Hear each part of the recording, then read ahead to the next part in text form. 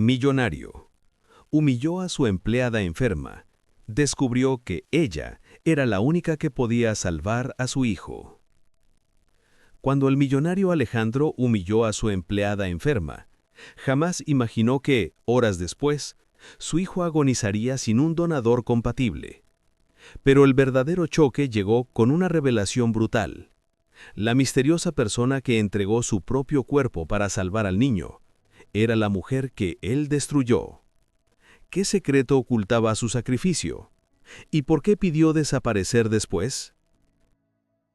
El señor Alejandro Torres caminó por el pasillo marmóreo con la seguridad de siempre. Traje impecable, reloj brillante, sonrisa que no perdonaba. En la sala de servicio, la luz matinal entraba por unas persianas entreabiertas, dibujando rayas sobre el uniforme rojo de la mujer que doblaba sábanas y recogía vasos vacíos. Camila se movía con la lentitud de quien guarda fuerzas para lo imprescindible. Su piel tenía ese tono pálido que delataba noches sin sueño y comidas poco nutritivas. Alejandro cruzó la estancia sin mirar cómo la tarea la consumía, y en la esquina lanzó una broma que, para él, fue ingeniosa. Para ella, fue una daga. Ella alzó la vista apenas un segundo. Sus ojos húmedos pero firmes buscaron en la pared un retrato que le recordaba promesas rotas. No respondió con acusación ni con súplica. Respondió con dignidad menguada. Cuando al millonario rió, un sonido frío que rebotó en los azulejos, la sangre en las mejillas de Camila se retiró como si su rostro se hubiera quedado sin calor. La escena fue breve y cruel. Un compañero puso una mano en el hombro de Camila como gesto de consuelo, pero ella la apartó con suavidad para no mostrar más debilidad. Al quedarse sola detrás de una columna, escondida del resto, las rodillas le vibraron. Apoyó la frente contra la pared y dejó que las lágrimas cayeran en silencio, como una lluvia que nadie vería. Recordó mientras respiraba hondo para recomponerse las innumerables pequeñas humillaciones que había soportado. Risas disfrazadas de chistes, órdenes dichas con desdén, miradas que la reducían a su delantal. En la cocina, el olor a café amargo llenaba el aire. El hervor de una olla parecía una trompeta lejana que marcaba el tiempo que ella no tenía. Camila recogió su delantal, limpió sus ojos con el dorso de la mano y volvió a sus tareas conservando en el interior una mezcla de pena y resolución. Sabía que cada día haría su trabajo con exactitud, aunque le costara la salud. Nadie en la mansión imaginaba que, bajo esa calma forzada, había un corazón que latía con la urgencia de un secreto que pronto, irremediablemente, demandaría atención. Se prometió a sí misma que seguiría, un día más, sin causar molestias. En el fondo, sin embargo, existía una esperanza diminuta, que alguien notara y le ofreciera ayuda. Esa esperanza no se parecía al resentimiento, era un ancla tenue que la mantenía en pie. En la mansión, los cuadros dorados y los candelabros parecían pertenecer a otro planeta, uno donde las enfermedades se curaban con una orden y las vidas no se manchaban de cansancio. Camila, en cambio, conocía el sabor del pan duro y la preocupación constante. Conocía el nombre de cada mancha en la ropa de los niños que cuidaba y el sonido preciso de un llanto contenido. Mientras guardaba la última bandeja, pensó en Diego como en un niño al que siempre había querido proteger, aunque fuera desde la sombra, un destello de esperanza. La llamada llegó cuando el sol caía sobre la ciudad y la oficina principal empezaba a vaciarse. Alejandro estaba en su despacho revisando informes, absorto en números que de pronto no significaban nada, frente a la voz que tembló al otro lado de la línea. «Señor Torres, su hijo Diego ha sufrido una complicación grave. Está en urgencias. Necesita atención inmediata». El mundo se le contrajo. El viaje hasta el hospital fue una sucesión de luces y bocinas que no penetraban la coraza de pánico. En la sala de espera, la alfombra roja, normalmente sinónimo de lujo, parecía absurda. Los médicos hablaron con términos que Alejandro escuchó como si vinieran de muy lejos. Colapso, fallo de órganos, compatibilidad. Cada palabra era un golpe que le quitaba el aire. Cuando por fin lo llevaron a la habitación, vio a Diego. Un niño pequeño, delgado, con la piel más pálida que cualquier retrato familiar. Los tubos y las máquinas marcaban un ritmo que parecía decidir la duración de su vida. Las manos del millonario, acostumbradas a ordenar y controlar, temblaron al tomar la mano de su hijo.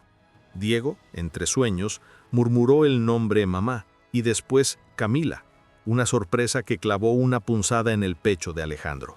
¿Cómo había salido ese nombre de la boca de su hijo? Los médicos explicaron que la condición del niño requería un trasplante urgente. Sin un donante compatible, las probabilidades eran escasas. Esa noche, mientras la ciudad continuaba su rutina indiferente, Alejandro experimentó por primera vez la fragilidad absoluta de su mundo. El dinero no apagaba máquinas ni devolvía la salud.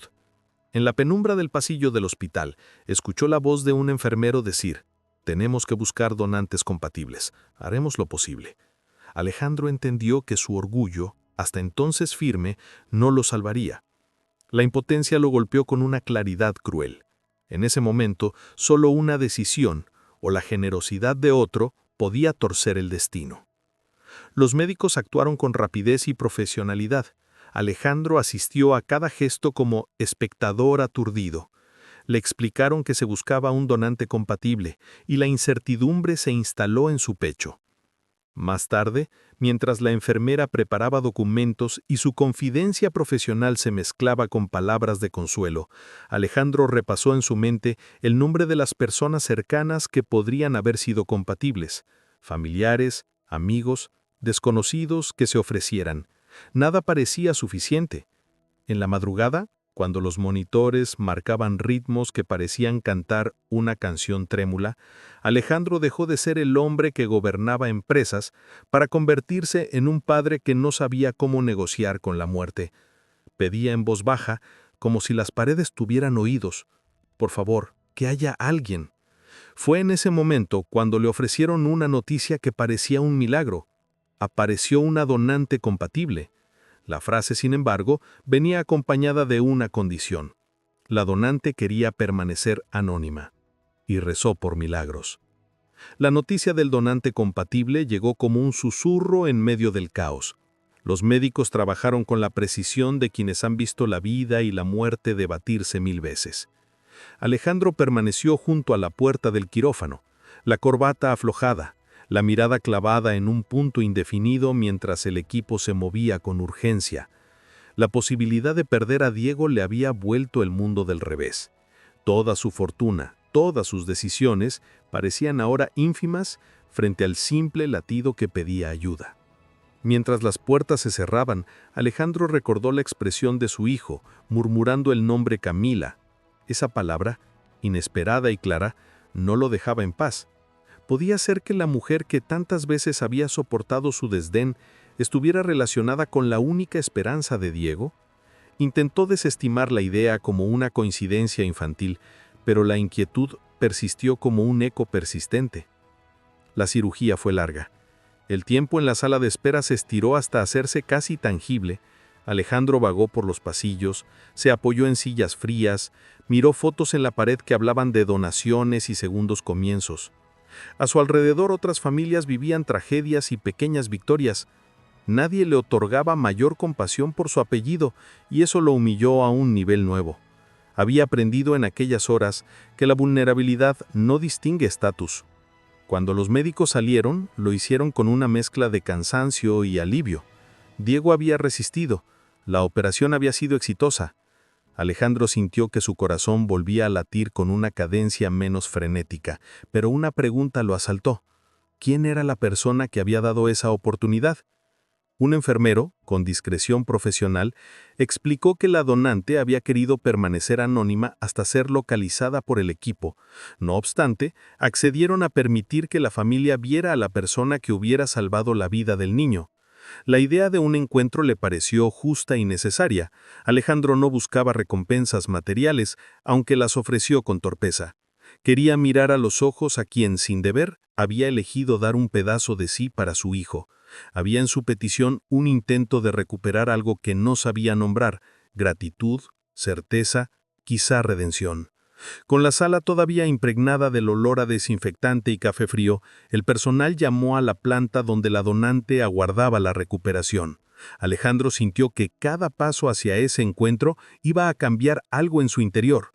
No sabía aún si para bien o para mal. En el pasillo, mientras esperaban, recordó las veces en que había observado a sus empleados como piezas intercambiables. Caras, manos, cuerpos para mantener una casa que funcionaba como un reloj. Nunca se había detenido a imaginar el precio humano detrás de cada tarea cumplida. Ahora, el nombre de Camila volvía a aparecer sin permiso, como si la conciencia de Diego lo empujara a mirar hacia donde antes no quería mirar. La puerta se abrió y la silueta de alguien entró, sostenida por una enfermera. La voz de la persona que llamó su nombre hizo que Alejandro sintiera que el aire le faltaba. Era ella. La enfermera empujó la butaca con suavidad. La figura que ocupaba el asiento caminó con esfuerzo, cada movimiento medido por el dolor reciente. Camila apareció en el umbral como quien entra a un escenario sin buscar aplausos. El delantal había sido reemplazado por una bata fina. Su rostro conservaba la palidez de los últimos días y sus manos temblaban con la fragilidad de quien ha ofrecido más de lo que le quedaba. Alejandro la reconoció al instante y el reconocimiento golpeó con la fuerza de una verdad inapelable. El silencio en la habitación fue absoluto por un segundo. Los recuerdos de la humillación reciente en la mansión se proyectaron en la mente de Alejandro con una nitidez que le dio náuseas. La risa que él había lanzado como si fuera inofensiva, ahora sonaba como un acto cruel que no tenía excusa. Camila lo miró con una calma que no pretendía nobleza. Sus ojos, aguados pero dignos, se cerraron un momento y luego volvieron a abrirse con una pequeña sonrisa que parecía hecha de un hilo de orgullo y resignación. Alejandro dio un paso adelante sin pensar. Las palabras brotaron atropelladas, agradecimientos, ofertas, promesas de cubrir tratamientos, de pagar deudas, de llevarla a los mejores especialistas. Se arrodilló, gesto que en su vida había sido reservado para posar en fotos sociales, pero que ahora era un acto genuino de desesperación. «Lo siento», fue todo lo que alcanzó a decir, repetido como un mantra que no borraba lo hecho. Camila, en su voz baja, respondió lo que nadie esperaba. No buscaba dinero ni favores. Con la honestidad de quien ha tenido tiempo de ordenar sus prioridades, presentó una petición singular. Quería que la liberaran de sus obligaciones, que le permitieran marcharse en paz. Había donado porque Diego le importaba. Lo había hecho sin esperar reconocimiento. Sabía que su salud era frágil y que prolongar su vida artificialmente no siempre significaba dignidad. Pedía simplemente que la despidieran para poder pasar sus últimos días lejos del ruido y la humillación. La reacción de Alejandro fue un torbellino de emociones. Su primer impulso fue insistir en tratamientos, en gastar su dinero para recuperar lo irrecuperable. Luego, la culpa se mezcló con una admiración silenciosa por la valentía de ella. Recordó pequeñas escenas, la manera en que Camila cantaba en voz baja para calmar a Diego, el cuidado con que doblaba la ropa de su hijo, la paciencia con que recogía migas que nadie veía. Cada recuerdo se transformó en remordimiento punzante. En ese instante Camila le reveló algo más, no necesariamente en palabras, sino en una mirada que decía: «No necesito que me salves, necesito que dejes de humillar a quienes te rodean». Alejandro escuchó y comprendió poco a poco que su oferta de rescate económico no repararía la herida que había abierto. La manera en que la mujer se sostuvo, aún enferma frente a su paternalismo, lo redujo a una figura vulnerable, incapaz de cubrir con dinero la dignidad robada. La presencia de Diego, aún adormecido por la anestesia, completó la escena. El niño, al ver a Camila, sonrió débilmente, como quien reconoce a alguien que ha velado por él sin alardes. Alejandro tuvo por primera vez la claridad de entender que la vida no se mide por el brillo de los objetos, sino por la profundidad de los gestos. Quedó en la habitación la promesa tácita de cambios que hoy comenzaban con una disculpa y probablemente continuarían con actos concretos que el tiempo demostraría. Alejandro sintió que su mundo se desmoronaba, y aún así se aferró a cada palabra de Camila como quien busca un faro en la niebla. En la habitación del hospital, la luz era pálida. El zumbido de las máquinas marcaba un ritmo que Alejandro empezaba a entender no solo como un latido mecánico, sino como un marcador de tiempo humano. Se levantó despacio, con la torpeza de quien ha descubierto una culpa profunda, y pidió que le dieran un vaso de agua para calmar la garganta seca por el llanto. Camila aceptó la disculpa con la serenidad de quien no conserva reservas para el rencor. No buscó humillar ni acogotar su arrepentimiento. Mostró la calma de un alma que reconoce la fragilidad ajena, sin devolverla con ira. Habló de su vida con palabras medidas, de días largos, de noches en vela, del amor silencioso que sentía por Diego desde que tenía memoria. Contó con simplicidad cómo le había resultado imposible seguir esperando ayuda que no llegaba, y cómo decidió donar sin pensar en su recompensa.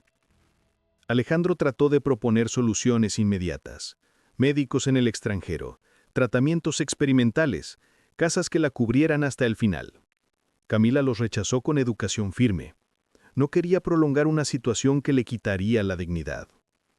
«Déjame partir con calma», repitió en voz baja, y Alejandro por primera vez en la vida comprendió que el dinero no bastaba para comprar paz, cuando la enfermedad ya había marcado su curso. En las horas siguientes Alejandro se enfrentó a la contradicción de su orgullo herido y su gratitud inmensa. Paseó por los pasillos del hospital como un espectro. Las paredes blancas parecían reflejar sus decisiones pasadas. Recordó cada pequeña humillación que en su mente había sido insignificante.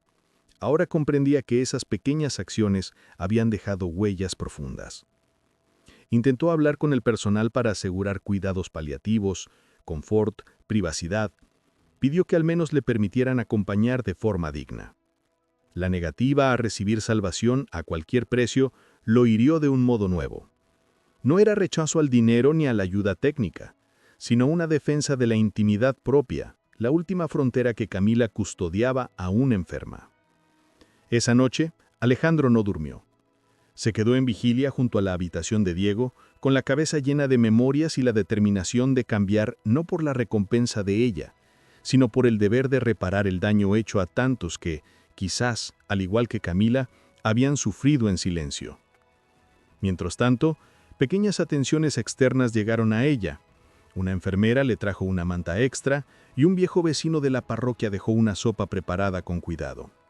Gestos humildes que la abrigaron sin preguntas. Camila aceptó con gratitud leve. Entendía que su tiempo era escaso, pero también que esos actos la devolvían, por un instante, a un sentido de pertenencia. Entretanto, Alejandro comenzó a planear cambios más sustantivos en la mansión. No solo indemnizaciones, sino condiciones reales de trabajo y acceso a asistencia médica. No sabía aún cómo ejecutarlo, pero la urgencia apretaba como un puño. Al amanecer, cuando la ciudad despertaba, Alejandro siguió prometiendo cambios en su interior. Quizá la verdadera redención vendría no de palabras, sino de una transformación duradera en su comportamiento. Camila, por su parte, cerró los ojos y respiró con calma.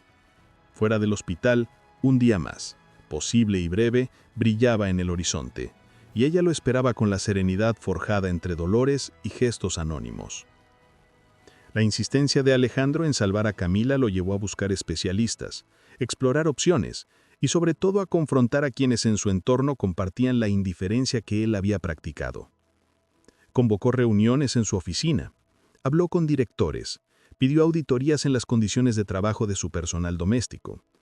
Al principio, muchos ejecutivos miraron con escepticismo su interés súbito por la responsabilidad social de la mansión. Para otros fue una maniobra sorprendente que no comprendían. Alejandro, sin embargo, ya no estaba pensando en imagen. Su impulso venía de una culpa tangible y de la necesidad de que su casa dejara de ser un microcosmos de desdén. Camila, alejada de la mansión, pasó sus días entre la calma del hogar de una prima y la medicación que estabilizaba sus síntomas por momentos. No quería que la llamaran heroína ni que su gesto fuera usado como bandera por nadie. Su acto había sido sencillo y necesario, sin gloria. Prefería que la recordaran como una mujer que hizo lo que debía por un niño.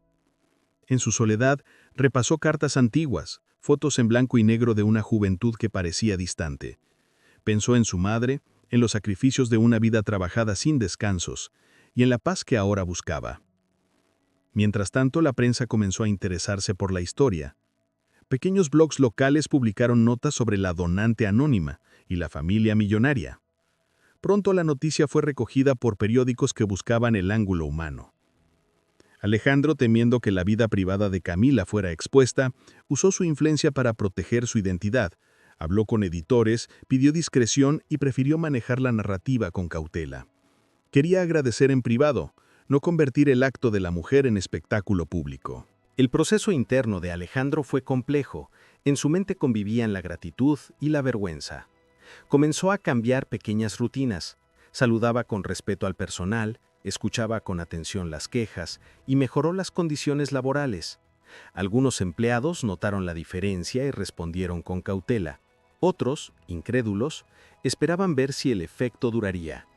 Alejandro sabía que las palabras no bastaban y que debía demostrar con hechos. En una tarde lluviosa, recibió una carta de Camila. Agradecía la oportunidad de ayudar a Diego y pedía que la indemnización se destinara a un fondo para empleados enfermos. «Quiero que otros no tengan que decidir entre dar y morir en silencio», escribió. Alejandro leyó la carta varias veces. Cada frase le parecía una lección. Los meses siguientes fueron de transformación paulatina. Instalaciones médicas asociadas a la casa fueron creadas. Campañas de salud comenzaron a funcionar, y el trato al personal se volvió más humano. Alejandro supervisó personalmente las reformas y participó en entrevistas, donde con humildad reconocía sus errores. Camila vivía con la serenidad que había pedido, aceptando el anonimato y el consuelo de saber que su elección había generado un bien mayor. Alejandro, mientras tanto, permanecía en vigilia constante. Cada acto de benevolencia le recordaba a la mujer que lo había obligado a despertar y le mostró que la compasión es una responsabilidad diaria. El médico tardó unos segundos antes de hablar, y Alejandro percibió al instante que algo no estaba bien. La alegría que había sentido al saber que su hijo estaba fuera de peligro comenzó a diluirse, como si una sombra se extendiera lentamente sobre él. «Hay algo más que debe saber, señor Torres», dijo el cirujano con un tono reservado. Alejandro sintió un nudo tensarse en el estómago. «¿Tiene que ver con mi hijo o ocurrió alguna complicación?» «No, su hijo está estable», respondió el médico con firmeza. «Esto es sobre la donante».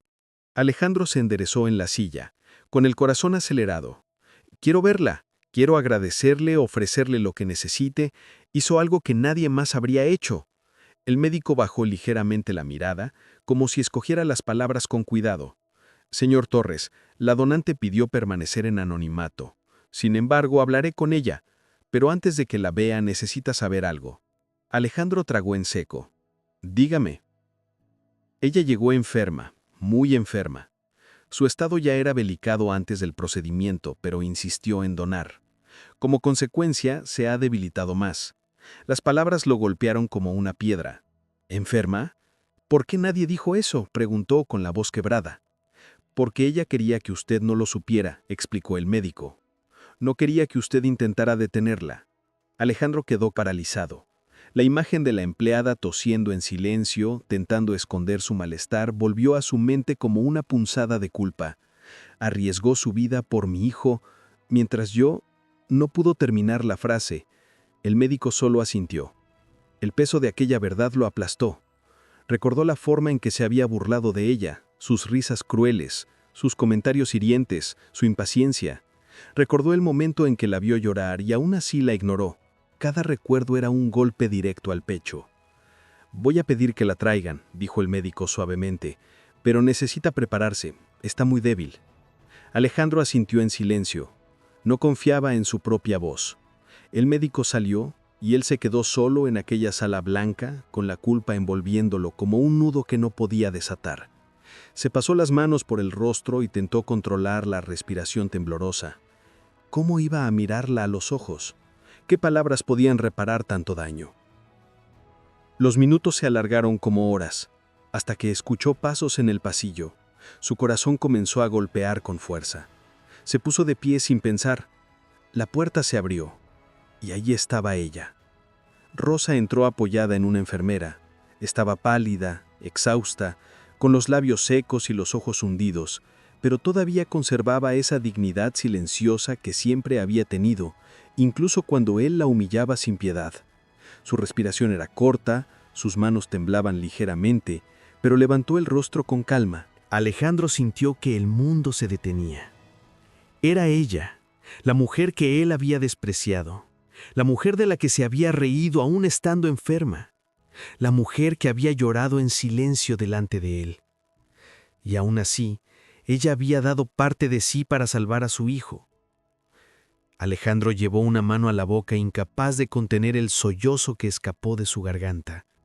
Por primera vez en muchos años, no era el millonario poderoso, era solo un hombre roto.